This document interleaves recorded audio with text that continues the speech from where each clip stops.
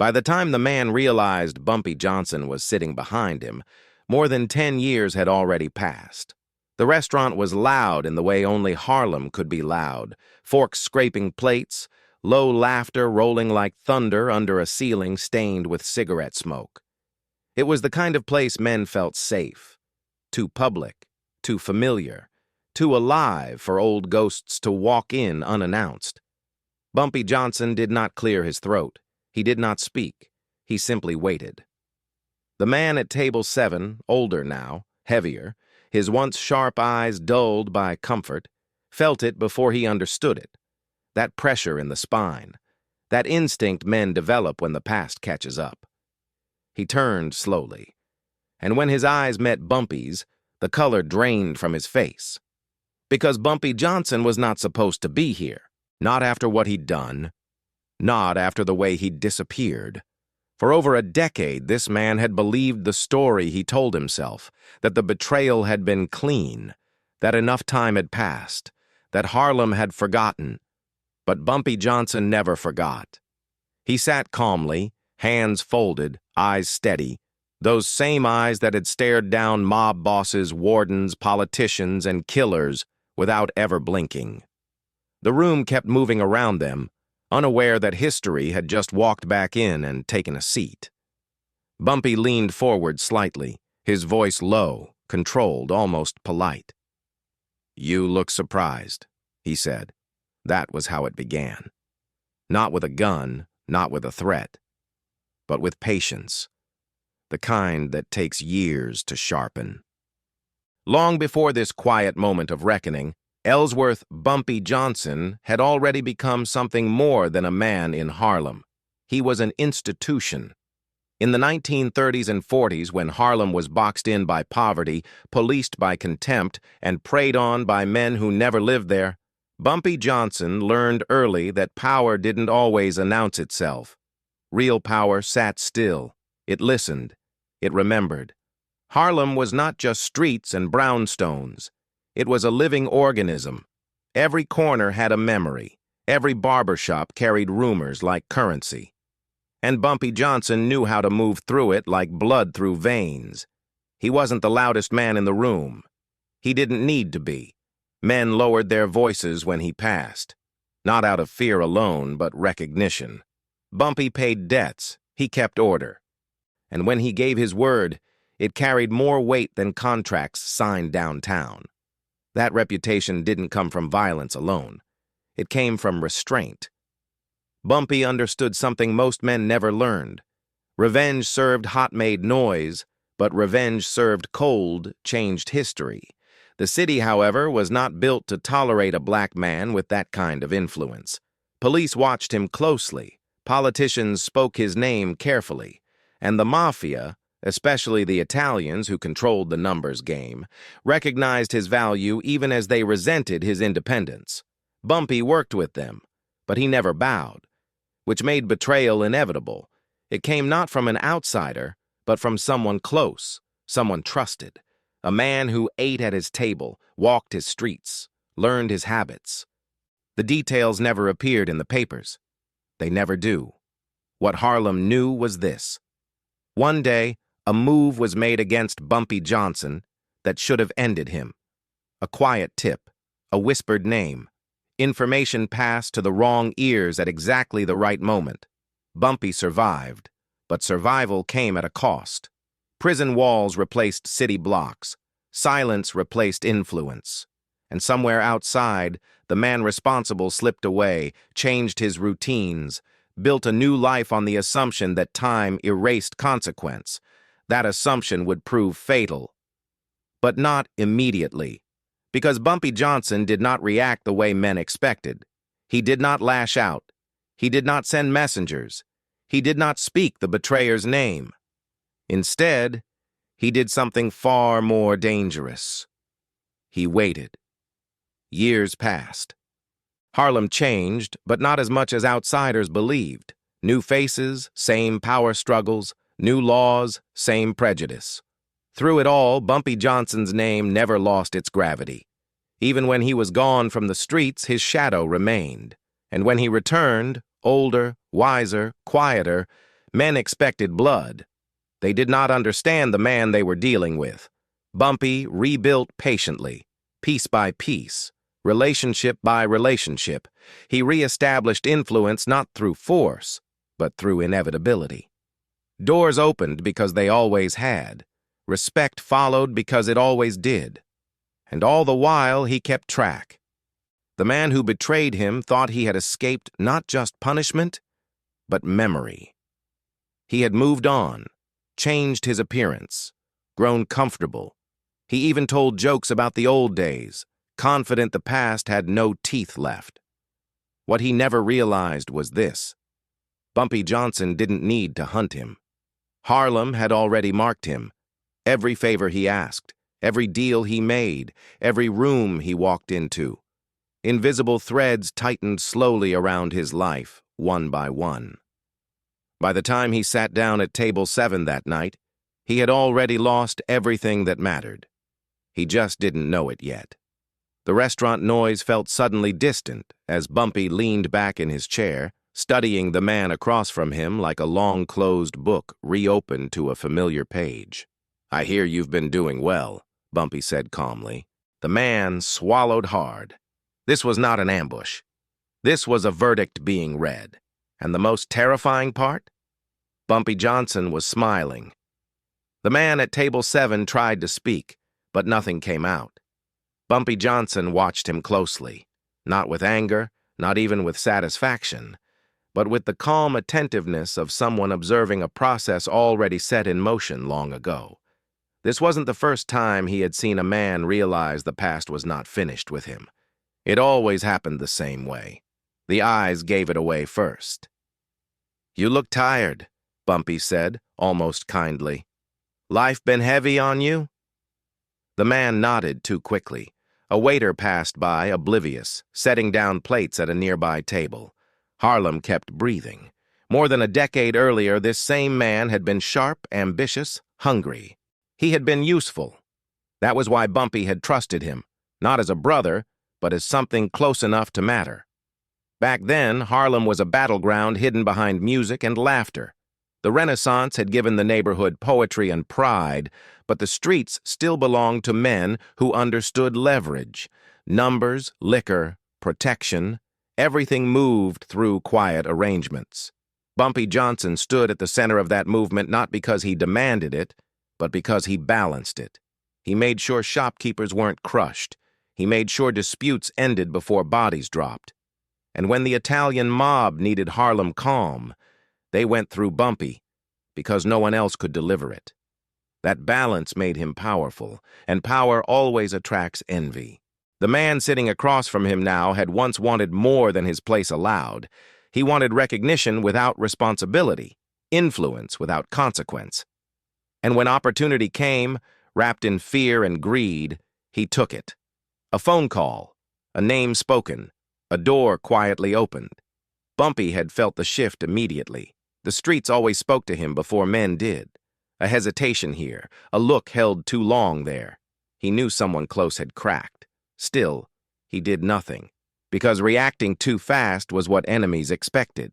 The authorities moved in with precision, armed with information they should never have had. Bumpy was arrested under circumstances that smelled wrong, too neat, too prepared. He understood then. This wasn't just pressure, it was removal. In prison, time behaves differently. Days stretch, nights tighten, and men replay every conversation they ever had, searching for the moment betrayal took root. Bumpy didn't rage. He didn't curse the man's name. He studied who benefited, who advanced, who stopped returning messages. The answer became obvious. And once he knew, Bumpy Johnson made a decision that would define the rest of the story. He would not settle this quickly.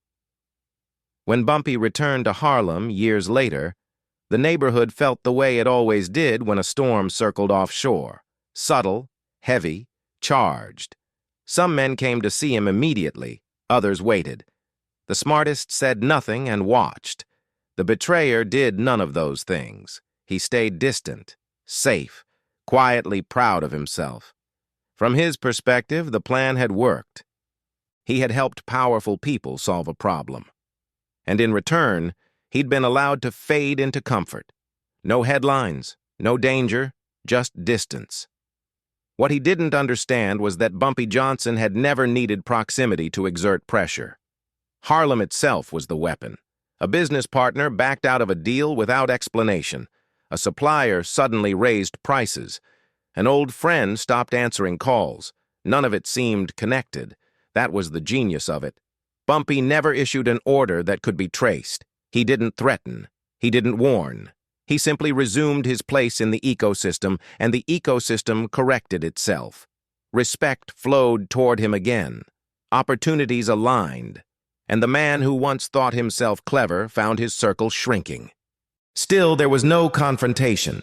Years passed like that. The man aged. He softened. He convinced himself the danger had passed. He even laughed about it sometimes, dismissing Bumpy Johnson as a relic of another era. That laughter bought him comfort, but not safety. Now, sitting across from Bumpy in that restaurant, he understood the truth all at once. This wasn't a chance meeting. Bumpy Johnson did not do chance. "I thought you were gone," the man finally said, his voice barely audible. Bumpy nodded slowly. "A lot of people thought that." He leaned closer, just enough for the words to land where they were meant to. "Funny thing about Harlem," Bumpy continued. "It remembers who took from it, and it remembers who paid the price." The man's hands trembled slightly on the table. "What do you want?" he asked. Bumpy smiled again, but this time there was no warmth in it. "I already got it," he said. The man frowned, confused. Bumpy gestured subtly around the room. "Look at you. No partners, no protection. No one even noticing you're nervous. You used to walk in places like this and people moved." He paused. "Now you're just another man eating dinner." The realization hit harder than any threat could have. This wasn't about killing him. This was about stripping him of meaning. And the most devastating truth of all, Bumpy had been doing it for years. The silence between them stretched. The restaurant noise returned louder now, as if the world was closing back in. Bumpy stood up slowly, adjusting his coat. "I don't need to touch you," he said. "You've been living with it long enough." He turned to leave, then stopped. "One more thing," he added without looking back.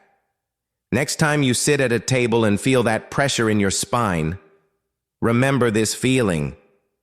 Bumpy walked away, disappearing into Harlem's rhythm. The man remained seated, staring at his plate, finally understanding what true revenge looked like. The man did not sleep that night. He lay awake replaying every word, every pause, every measured breath Bumpy Johnson had taken across the table. It wasn't the conversation that haunted him. It was the absence of threat.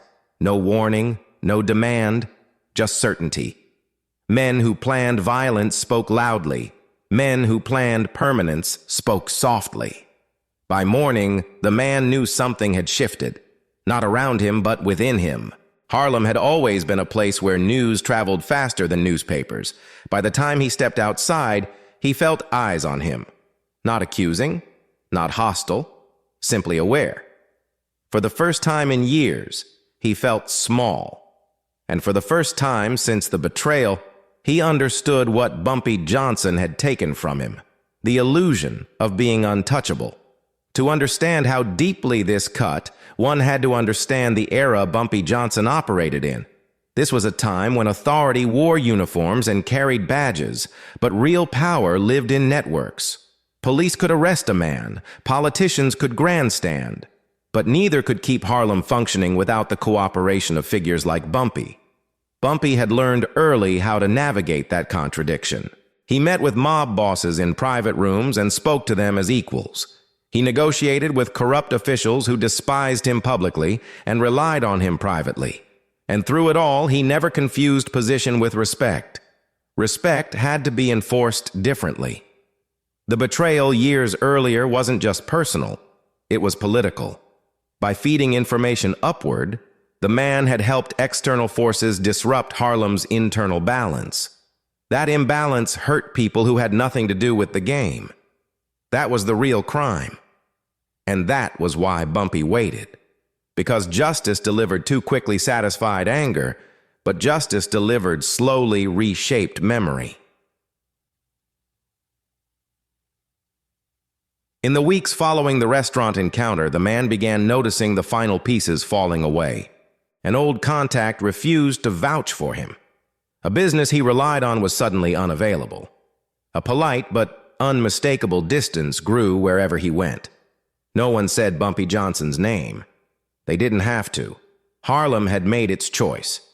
The man tried reaching out, quietly, carefully, to see if anyone could restore his footing.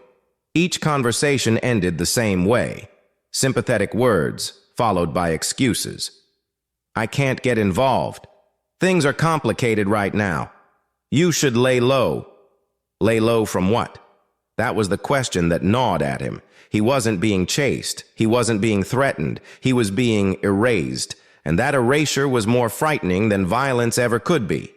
Meanwhile, Bumpy Johnson moved through Harlem as he always had. Unhurried. Unchallenged. People greeted him with nods and lowered voices.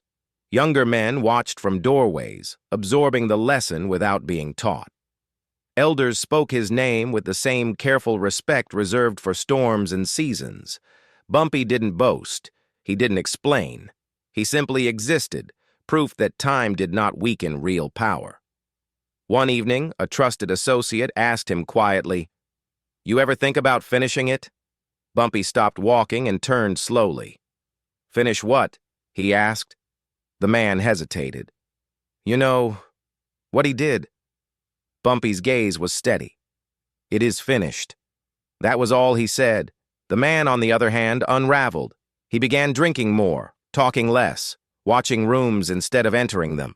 The confidence that once made him dangerous had drained away, leaving only paranoia. And paranoia makes men sloppy. He started asking the wrong questions to the wrong people. He complained. He tried to defend himself against accusations no one had spoken aloud. That was when he made his final mistake. He tried to explain himself. At a small gathering, half drunk and desperate to feel relevant, he told a story he shouldn't have. A version of the past where he was a survivor, a pragmatist, a man who made a hard choice. The room went quiet, not angry, not shocked, just disappointed. One of the older men there shook his head slowly. "You still don't get it," he said. "Get what?" the man snapped. "You didn't just cross Bumpy Johnson," the elder replied. "You crossed Harlem." That sentence ended the conversation. By the next week, the man's remaining support vanished entirely. The true confrontation, however, was not over. Bumpy Johnson did not believe in unfinished lessons. Several months later, the man received an invitation, not a threat, not a summons. An invitation to a community event honoring local elders. His name was on the list. He considered not going. Fear clawed at him, but curiosity and pride pushed him forward. The venue was a modest hall, filled with familiar faces. Music played softly, conversations overlapped. And at the front of the room, seated calmly among respected figures, was Bumpy Johnson. Their eyes met. This time, Bumpy did not smile.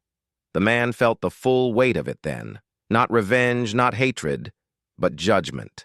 Bumpy stood and addressed the room, speaking about loyalty, about responsibility, about how power meant nothing without accountability. He never mentioned names. He didn't have to. Every word landed exactly where it was meant to. When the speech ended, applause filled the hall. Respect made audible.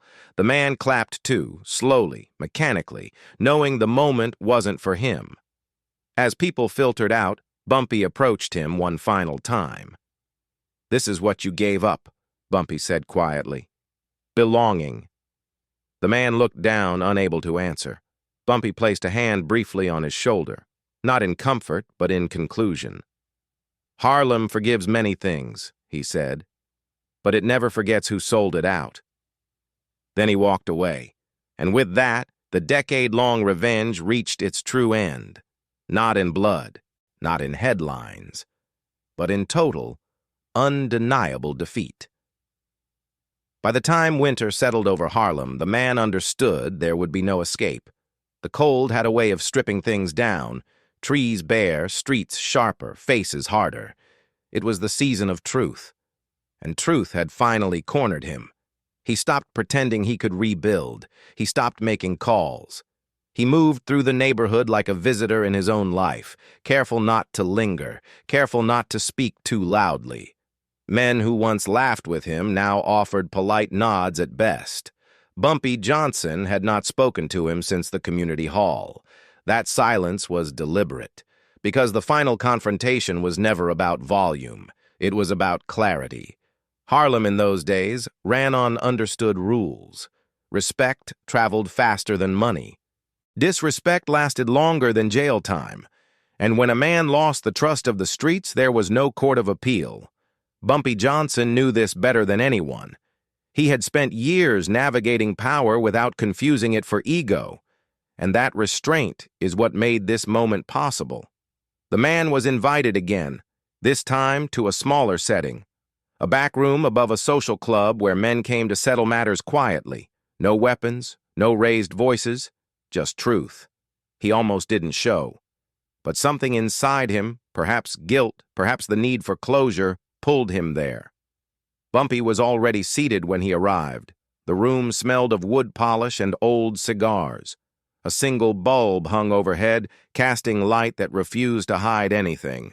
2 chairs, a table, nothing else. Bumpy gestured for him to sit. The man did. For a long moment, neither spoke. Outside, Harlem breathed. A car passed. Someone laughed down the block. Life continued. Finally, Bumpy broke the silence. "You ever ask yourself why I didn't have you handled?" he said. The man swallowed. "I assumed you wanted me to suffer."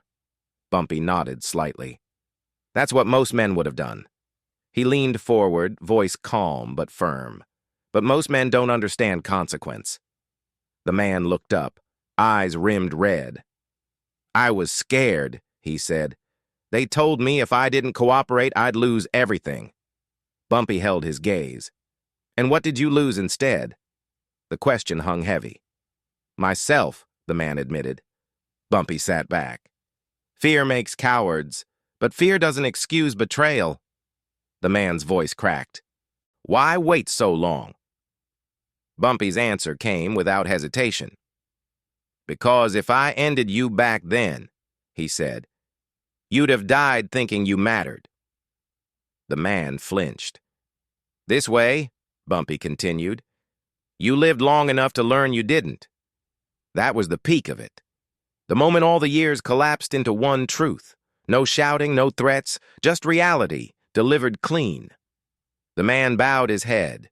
Tears fell, not dramatically, but quietly, the way real regret does.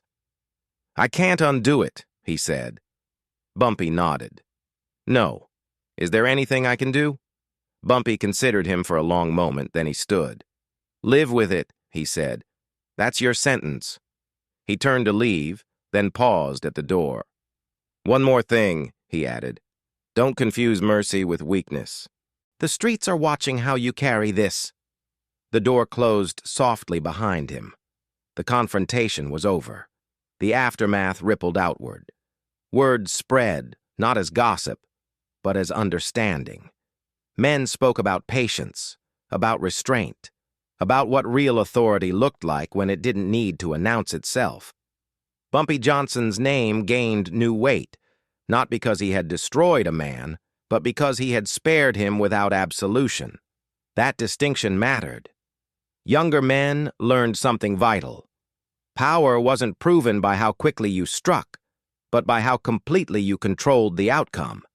And older men nodded, recognizing a lesson as old as Harlem itself. The man faded from relevance entirely. He wasn't harmed. He wasn't exiled. He simply ceased to matter. No deals came his way. No invitations followed. His voice carried no influence. He became a cautionary presence, seen but not acknowledged. And that was intentional, because Bumpy Johnson understood something few did. A legend isn't built on how many men he defeats, but on how deeply his decisions shape the world around him. Years later, when people spoke about Bumpy Johnson's most feared revenge, they didn't mention guns or bloodshed. They spoke about the man who waited, the man who let time do the work, the man who taught Harlem that betrayal didn't always end in death, but it always ended in loss. Justice in Harlem rarely arrived wearing a uniform. It came quieter than that, through shifts in posture, changes in tone, and the slow, undeniable redistribution of respect. And after Bumpy Johnson's final meeting with the man who betrayed him, that justice settled in fully. Nothing dramatic happened the next day. No bodies, no raids, no headlines. That was the point. The man woke up and went about his life as usual, only now his life felt hollow. Places that once welcomed him treated him like furniture, present but irrelevant. His opinions carried no weight. His history earned no admiration. Harlem had rendered its verdict, and everyone understood who had authored it. Bumpy Johnson, meanwhile, became quieter still, not withdrawn, just settled. Men noticed how disputes ended faster when his name came up, how outsiders treaded carefully again, how balance returned to the streets without force. The Italians noticed too. They had always respected Bumpy's intelligence, but this episode confirmed something deeper. This was a man who understood control better than most kings. One mob lieutenant reportedly remarked, "That's not revenge, that's governance." And that distinction mattered, because Bumpy Johnson wasn't interested in chaos. He was interested in order, on Harlem's terms. The community felt the shift almost immediately. Shopkeepers stopped worrying about sudden disruptions. Young men saw a model of restraint instead of impulse. Elders spoke openly again, confident the internal balance had been restored. Bumpy didn't take credit. He never needed to. Justice, when done properly, speaks for itself. As for the man who betrayed him, he tried, once, to leave Harlem altogether. To start fresh somewhere anonymous. But anonymity offered no relief. Without status, without respect, he discovered something brutal. He didn't know who he was without the reflection of others. He returned eventually, smaller than before, existing on the margins of a world he once helped shape. No one threatened him. No one helped him. That was the justice. Years later, a young man asked Bumpy Johnson why he hadn't taken a harsher path. Bumpy looked at him thoughtfully. "Because punishment ends things," he said. "Understanding changes them." The young man didn't fully grasp it then, but Harlem did. This story passed quietly from generation to generation, not as a warning shouted, but as a lesson remembered. Crossing Bumpy Johnson didn't guarantee violence, it guaranteed consequence. And in a world where men feared guns more than memory, Bumpy taught them which one lasted longer. By the time the story settled into Harlem's long memory, it had stopped being about one man's betrayal. It became a standard. People spoke of it the way they spoke of old rules, quietly, confidently, without needing to explain the details. New generations learned it not through lectures, but through behavior, through the way older men paused before making choices, through the way certain lines were never crossed twice. Bumpy Johnson's legacy had always been complex. He was a man who operated outside the law, yet enforced something closer to justice than the institutions that claimed the word. This episode, quiet, patient, devastating, cemented that contradiction into legend, because it proved something rare. Power did not require spectacle. Historians would later argue about Bumpy Johnson's place in American crime history. Some would focus on his alliances, others on his defiance. But in Harlem, the judgment was simpler. He protected the balance. This revenge, if it could even be called that, became proof of Bumpy's evolution. Younger, hotter men struck fast and loud. Bumpy waited, measured, and reshaped lives without spilling blood. That was why even his enemies spoke his name carefully. The man who betrayed him faded almost completely from record. No dramatic end, no final headline, just absence. And absence in Harlem spoke volumes. He became an unnamed example, the kind of man parents warned their sons about without using names. The kind of story told halfway through a conversation, then left unfinished because everyone already knew the ending. Bumpy Johnson continued to move through the city with the same calm gravity until his final years. When he passed, Harlem mourned not just a man, but an era. People remembered moments like this one, not because they were violent, but because they were instructive. They remembered that Bumpy Johnson taught the neighborhood how to respond to betrayal without losing dignity. Long after he was gone, men still measured decisions against an unspoken question. What would Bumpy have done? And more often than not, the answer was the same. He would have waited. This wasn't a story about anger. It wasn't even a story about revenge. It was a story about restraint, about a man who understood that the loudest response is rarely the most powerful one. Bumpy Johnson lived in a world where disrespect was currency and violence was expected. Every rule of that world said he should have acted fast, acted hard, acted publicly. And for a moment, just a moment, many believed he would. Instead, he chose something far more unsettling. He chose time. He let years do what bullets never could. He let silence speak louder than threats. And when the reckoning finally arrived, it came not with blood on the floor, but with truth in the open. The man who betrayed him didn't lose his life. He lost his place. And in Harlem, that loss was permanent. This wasn't about one man's pride. This was about a community's balance. About showing that loyalty mattered, that memory mattered, that power, when used wisely, didn't have to announce itself to be absolute. Bumpy Johnson didn't just survive betrayal. He defined what it meant to answer it with dignity. And long after the streets changed, after the names faded and the buildings rose higher, that lesson remained. Real legends don't rush. They don't shout. They don't need to prove anything. They wait. Because in the end, time always tells the truth. And legends like Bumpy Johnson know exactly how to use it.